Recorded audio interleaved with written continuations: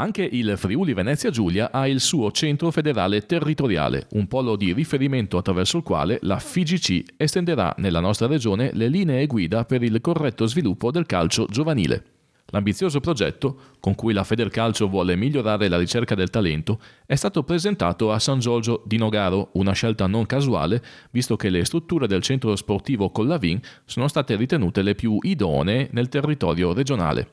I 2 campi e i 4 spogliatoi che ogni lunedì ospiteranno un centinaio di ragazzi e ragazze in una fascia di età compresa tra i 12 e i 14 anni sono stati visitati al termine della conferenza stampa di presentazione a cui sono intervenuti tra gli altri il presidente del comitato regionale Gianni Toffoletto, il sindaco di San Giorgio di Nogaro del Frate, il consigliere federale Renzo Burelli, il questore di Udine Claudio Cracovia. Gli onori di casa li ha fatti il professor Giovanni Messina, coordinatore federale e regionale del settore giovanile scolastico. Accanto a lui c'era anche il vicepresidente nazionale del settore giovanile scolastico, Roberto Samaden, che ha spiegato la scelta strategica di un progetto che, a suo tempo, Carlo Tavecchio aveva inserito nel programma elettorale. Nascono con un'idea di presenza capillare della federazione su tutto il territorio italiano, quindi ovviamente con oggi ce ne sono 5 in attività, compreso questo, in programma uno sviluppo futuro che nel giro di un paio d'anni porterà sul territorio italiano a 200 centri in attività. In Friuli ne sono previsti 5, non escludiamo neanche la possibilità poi magari di modificare anche questi numeri in base alle necessità del territorio. Ovviamente poi la scelta è demandata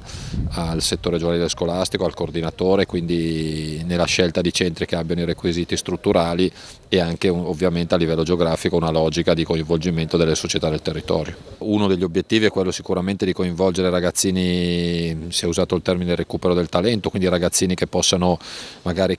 oggi non avere le qualità per essere selezionati da club anche professionistici come l'Udinese o altri in altre regioni, ma che un domani magari possono essere un valore importante per il calcio italiano, ma parallelamente anche utilizzare questi centri come riferimento non solo tecnico ma anche valoriale educativo per tutte le società del territorio. Si sono studiati diversi modelli perché in altri paesi europei ci sono progetti di questo tipo, si è cercato di non copiare niente, di prendere spunto e soprattutto poi di adattare e di pensare a qualcosa che sia logico sul territorio italiano, che ha una tradizione